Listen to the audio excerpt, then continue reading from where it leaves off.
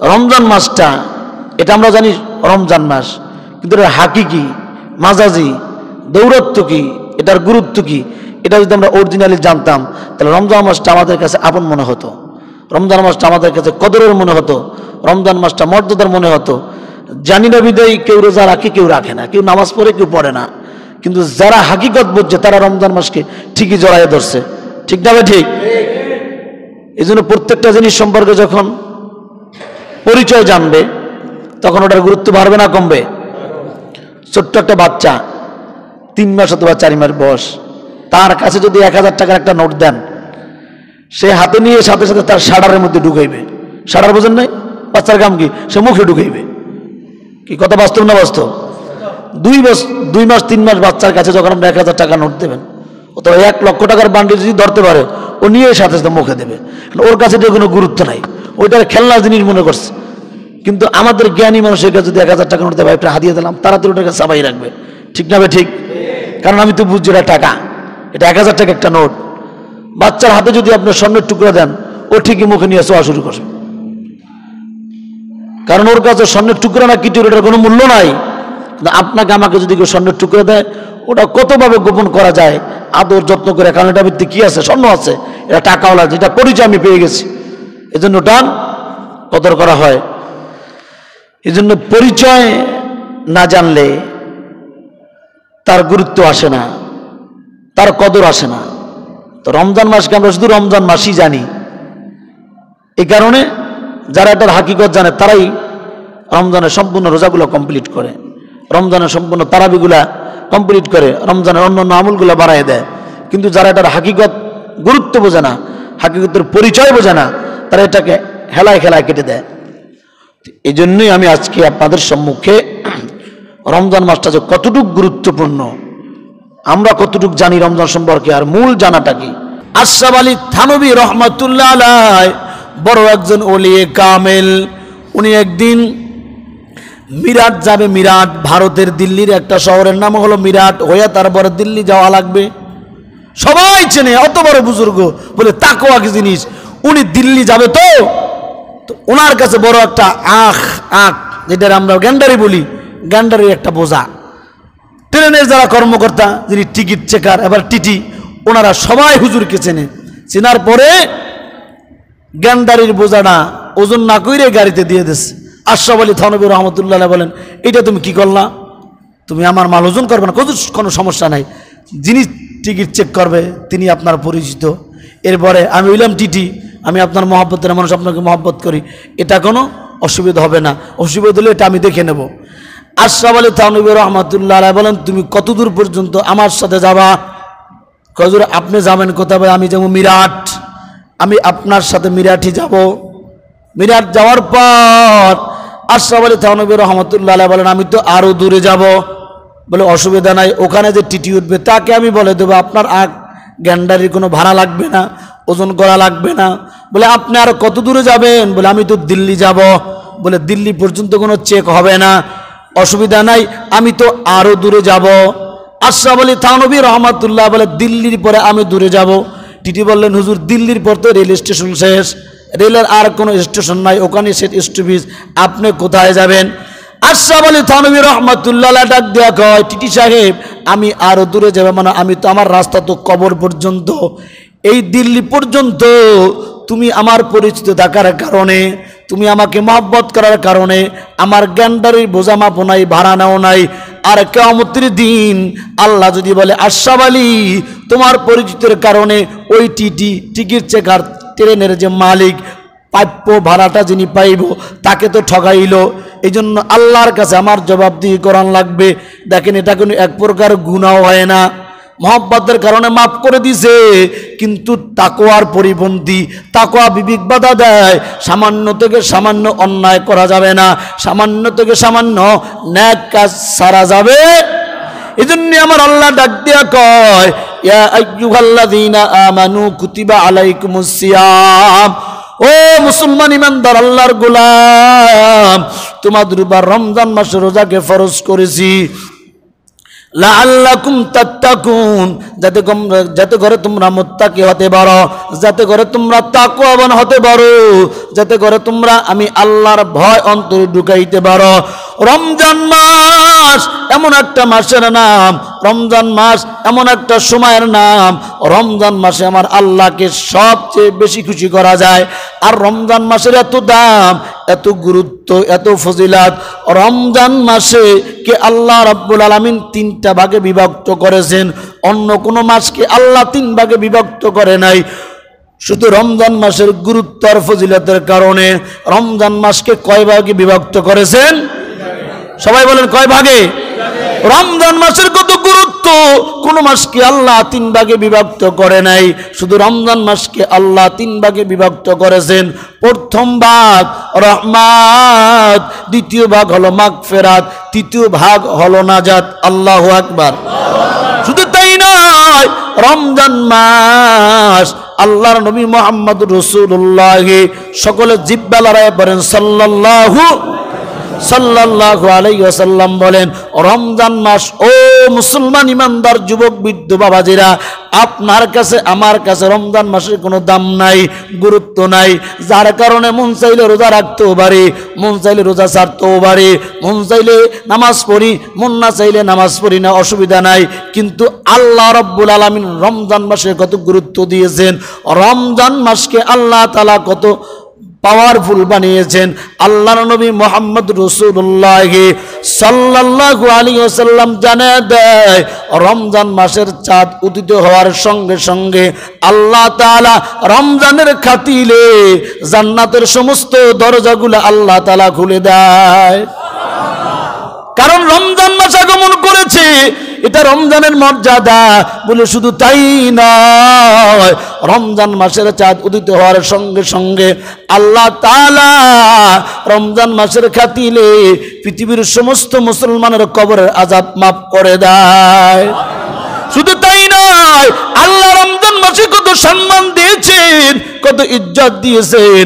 নবী বলে, রমজানের চাঁদ উদিত হওয়ার সঙ্গে সঙ্গে আল্লাহ তাআলা জাহান্নামের সমস্ত দরজাগুলা বন্ধ করে দেয়। শুধু তাই নয়, রমজান মাসের কত দাম আল্লাহর নবী জানায় দেয়। ও মুসলমান ইমানদার আল্লাহর গোলাম, আপনার কাছে আমার কাছে হয়তো রমজানের গুরুত্ব নাই, কিন্তু আমার আল্লাহ কেমনে কেমনে রমজান মাসের মর্যাদা বাড়ায়া দেয়। আল্লাহ নবী বলেন, রমজান মাসে কোনো উম্মত, কোনো মুসলমান যদি একটা নফল আদায় করে, অন্য মাসে একটা ফরজ আদায় করলে যেই সব, রমজান মাসে একটা নফল আদায় করলে অন্য মাসে একটা ফরজ আদায় করার সওয়াব। শুধু তাই নয়, রমজান মাসে কোনো উম্মত যদি একটা ফরজ ইবাদত করে, ফরজ আমল করে, আল্লাহ নবী বলেন অন্য মাসে 70টা ফরজ ইবাদত করলে যেই সওয়াব, রমজান মাসের মর্যাদার কারণে, গুরুত্বের কারণে রমজান মাসে একটা ফরজ ইবাদত করলে 70টা ফরজের ইবাদতের সওয়াব দান করেন কে? শুধু তাই নয়, আল্লাহর নবী মুহাম্মদুর রাসূলুল্লাহ সাল্লাল্লাহু আলাইহি ওয়াসাল্লাম জানায় দেয়, রমজান মাসটা হলো পুরোটাই বরকতের মাস, রমজান মাসটা হলো পুরোটাই মাগফিরাতের মাস, রমজান মাসটা হলো পুরোটাই নাজাতের মাস, রমজান মাসটা হলো আল্লাহকে সবচেয়ে কাছে পাওয়ার মাস। কেমনে কেমনে রে মুসলমান আল্লাহর গোলাম, যেই সমস্ত মানুষের অন্তরে আল্লাহর ভয় আছে, যেই সমস্ত মানুষগুলো আমার আল্লাহর মহব্বতে প্রেমে রমজান মাসের রোজা রাখে, কেমন ভয়! রমজান এমন একটা ইবাদত, মানুষটা যদি রোজা না রাখে বলে রোজা রাখছি, ধরার কোনো ক্যাপাসিটি নাই। কথা বলেন ঠিক কিনা? আল্লাহর বান্দা ইচ্ছা করলে ঘরের দরজা বন্ধ করে গোপনে গোপনে খাইতে পারবে, অসুবিধা নাই। খাইয়া টাইয়া পেটটা ভাসায় বলবে আমি রোজা, বাধা দেওয়ার কেউ নাই। কিন্তু যেই মানুষের অন্তরের মধ্যে আল্লাহর ভয়, যারা আল্লাহর ভয়ে রমজান মাসের রোজা রাখে, এদের সামনে খাবার থাকে, এর বড় বান্দা হাত আছে, ইচ্ছা শক্তি আছে, পানির পিপাসা কলিজার মধ্যে আছে, পেটের মধ্যে ক্ষুধা আছে, সামনে খানা আছে, তারপরও খায় না, বলো কার ভয়? ইফতারির সময় বিভিন্ন রকমারি ইফতারির সামনে আল্লাহর বান্দা অপেক্ষা করতেছে, ইচ্ছা করলি হাত দিয়া খাবারটা মুখে ঢুকাইতে পারে, বলে এখনো আজান হয় নাই, বলেন কার ভয় খায় না? আল্লাহর বান্দা প্রচন্ড রোদের মধ্যে রিস্কা চালায়, পানির পিপাসায় কলিজা ছটফট করে, ইচ্ছা করলে বান্দা গোপনে যাইয়া ওই যে হোটেলের মধ্যে পর্দা লাগাইছে ওখানে যাইয়া চা বিস্কুট, রুটি, চা বিস্কুট সব খাইতে পারে। একজন আর ভয় খায় না। বলো তার নাম কি? আরো জোরে বলেন তার নাম কে? এটার নামে হলো ইত্তাকুল্লাহ। কিন্তু এই জমিনে এমনও মানুষ আছে এরা আবার জিব্বালারা কয় তোরা তো রোজা রাখবি, তোরা তো ফকির, তোকে টাকা নাই পয়সা নাই, গরিবের গোষ্ঠী, আমাদের টাকা আছে পয়সা আছে, খাবারের কোনো অভাব নাই, আমরা রোজা রাখবো কেন? বলে কি বলে না? এরকম বললে ওলা মানুষ আমাদের বাংলাদেশে নাই? জোরে আওয়াজ করে বলেন নাউজুবিল্লাহ। ও মুসলমান, এটা খাবারের অভাব না, টাকার অভাব না, এটা হলো আল্লাহর সাথে বান্দার প্রেমের খেলা। আল্লাহর নবী জানিয়ে দেয় রমজান মাসে রোজা রাখবা তো কি ফজিলত। মান সামা রমাদানান ঈমানান ইহতিসাবান গুফিরা লাহু মা তাকদ্দামা মিন যামবি। আল্লাহর নবী জানিয়ে দেয় যে উম্মত সবের নিয়াইতে আল্লাহকে রাজি এবং খুশি করার জন্য রমজান মাসে রোজা রাখবে, আল্লাহ তাআলার পয়গম্বর বলেন আল্লাহ তার জিন্দেগীর সমস্ত গুনাহ মাফ করে দেয়। ও মুসলমান ইমানদার, এখানে আমি সহ আমরা যারা উপস্থিত আছে আমাদের জীবনে গুনাহ আছে না নাই? জোরে বলেন আছে না নাই? সবাই আমরা গুনাহগার, কোনো না কোনো ভাবে আমি আপনার সবাই গুনার সাথে জড়িত। হয় চোখের গুনাহ, না হয় জবানের গুনাহ, না হয় কানের গুনাহ, না হয় হাতের গুনাহ, যে কোনো ভাবেই জানতে অজান্তে আপনার আমার গুনাহ প্রতিনিয়ত হচ্ছে কি হচ্ছে না? কিন্তু নবী বললেন ও গুনাহগার উম্মত, তোমরা যারা রমজান মাসে আল্লাহকে খুশি করার জন্য নিয়তকে সহি করে রমজান মাসে রোজা রাখবা, তোমাদেরকে একেবারে নিষ্পাপ গুনাহবিহীন বানায় দেবে কে? আর হাদিসের মধ্যে মুহাম্মদুর রাসূলুল্লাহ সাল্লাল্লাহু আলাইহি সাল্লাম বলেন যে উম্মত আল্লাহকে রাজি এবং খুশি করার জন্য রমজান মাসে রোজা রাখবে, ওই ব্যক্তিকে আল্লাহ এমনভাবে গুনাহ মোচন করে দিবে, এমনভাবে গুনাহ মাফ করে দিবে। একটা নবজাত সন্তান যখন মায়ের পেট থেকে ভূমিষ্ঠ হয়, ওই সন্তানের আমলনামায় যেই রকম কোনো গুনাহ থাকতে পারে না, অমনিভাবে যেই ব্যক্তি আল্লাহর জন্য খালেস নিয়াইতে রমজান মাসে রোজা রাখবে, ওই ব্যক্তিকে আল্লাহ নবজাত শিশুর মতো নিষ্পাপ বানায় দেবে। সুবহানাল্লাহ, জোরে কওয়া। আর অসংখ্য অগণিত ফজিলতের কথা হাদিসের মধ্যে আয়াতের মধ্যে আছে। এখন শুনাইলে কাজ হবে কি? আমরা তো সবাই জানি যে রমজান মাসের রোজা ফরজ, এটা জানে না এমন কোন মুসলমান আছে? কথা কয় না আছে? রমজান মাসের রোজা যে ফরজ এটা প্রত্যেকটা মুসলমান জানে। প্রতিদিন মুসলমানের উপর দৈনিক 5 ওয়াক্ত নামাজ, এটা মুসলমান জানে। জানে কি জানে না? ও মুসলমান, টাকা হইলে হজ করা ফরজ, এটা মুসলমান জানে। কালিমা না পড়লে ঈমান থাকে না, আল্লাহকে না মানলে ঈমান থাকে না, নবীকে না মানলে ঈমান থাকে না, ধর্মকে বিশ্বাস না করলে ঈমান থাকে না। এটা কিন্তু আমরা সবাই জানি, তারপরও মানি না। সমস্যা কোথায়? সমস্যা হলো কলবের মধ্যে মনটাকে বুঝাইতে পারি না। ও মুসলমান ইমানদার আল্লাহর গোলাম, মনকে বুঝাইতে পারি আর না পারি, মন কন্ট্রোলে থাক বা না থাক, কিন্তু আপনার আমার হায়াতের কন্ট্রোল আল্লাহর কাছে আছে না নাই? জোরে বলেন আছে না নাই? এজন্যই তো আল্লাহ তাআলা পয়গম্বর মুহাম্মদ রাসূলুল্লাহ রজব মাস শুরু হওয়ার সঙ্গে সঙ্গে দোয়া করেছেন, আল্লাহুম্মা বারিক লানা ফি রজব ওয়া শাবান ওয়া বাল্লিগনা ওয়া রমাদান। ও দয়ার মালিক, রজব আর শাবান মাসে বরকত দাও, আমাদের হায়াতকে রমজান মাস পর্যন্ত পৌঁছায়া দাও। কারণ নবী জানে যে কোনো মুহূর্তে মারা যাইতে পারে, ইন্তেকাল হতে পারে। রমজান মাসের কত দাম! রমজান মাস পর্যন্ত হায়াত চাইলেন কেন? কারণ রমজান মাসে যেই ব্যক্তি ঈমান অবস্থায় মারা যাবে, ওই ব্যক্তির কোনো হিসাব হবে না, বিনা হিসাবে আমার আল্লাহ জান্নাতের মেহমান বানায় দেবে। এজন্য আল্লাহর নবী দোয়া শিখিয়েছেন, ওরে উম্মত দোয়া যখন করবা আল্লাহর কাছে ভালো ভালো জিনিস চাইবা, জান্নাত যখন চাইবা আল্লাহকে বলবা আল্লাহ তুমি আমাদেরকে জান্নাতুল ফেরদাউস নসিব করো, জোরে কোন আমিন। এরপরে আল্লাহরে বলবো আল্লাহ রমজান মাসে মরণ দিও, আল্লাহ শুক্রবার দিন মরণ দিও, আল্লাহ রোজা অবস্থায় মরণ দিও, আল্লাহ জিকির অবস্থায় মরণ দিও, আল্লাহ কালেমা পড়তে পড়তে মরণ দিও। কারণ কি নামাজ অবস্থায় যার মৃত্যু হবে, সেজদা অবস্থায় যার মৃত্যু হবে, রোজা অবস্থায় যার মৃত্যু হবে, জবানে কালেমা পড়তে পড়তে যার মৃত্যু হবে ফাদাখালাল জান্নাহ সরাসরি জান্নাতের মেহমান হয়ে যাবে। আল্লাহ নবী বলেন লা ইলাহা ইল্লাল্লাহ দাখালাল জান্নাহ, যেই মুসলমানের যে ইমানদারের শেষ বাক্য হবে কালেমা লা ইলাহা ইল্লাল্লাহ মুহাম্মাদুর রাসূলুল্লাহ ফাদাখালাল জান্নাহ, ওই উম্মত মরতে দেরি হবে, আমার মালিকের জান্নাতে যাইতে দেরি হবে না।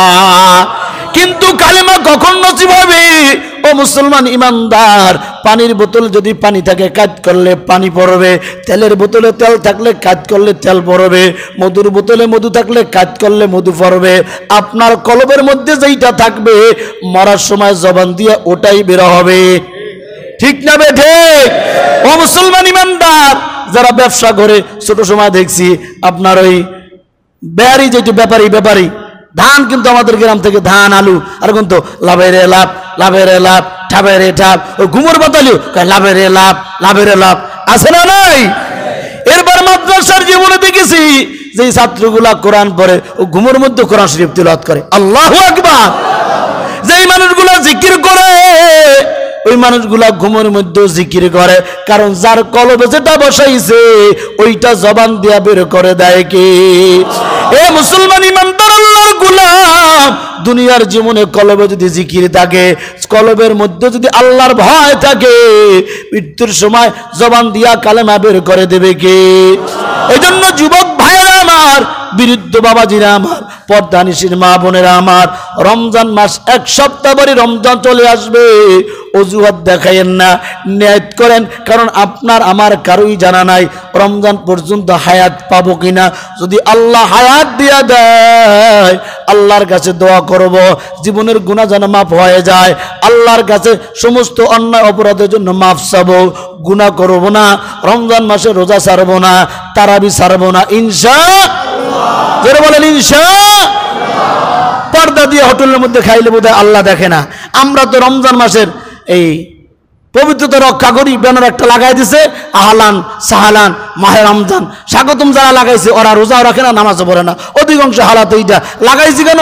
রাজনৈতিক ফ্যাসালিটি আছে, এলাকার মধ্যে একটা মান্যগুণ্যের ব্যাপার আছে, এই জন্য লাগাই দিয়েছে সৌজন্যমুখ আহলান সাহালান মাহে রমজান। আসলে রোজার ধারও নাই, নামাজের ধারও নাই, আছে না নাই? বাস গাড়ির পিছনে লেখা নামাজ কায়েম করুক, ড্রাইভার হেল্পার কেউই নামাজ পড়ে না, লেখছে তো কায়দা মতো, মালিকে নামাজ পড়ে না, লেখতে অসুবিধা কি? মানার মধ্যে সমস্যা। কথা বলেন ঠিক না ভাই? ঠিক।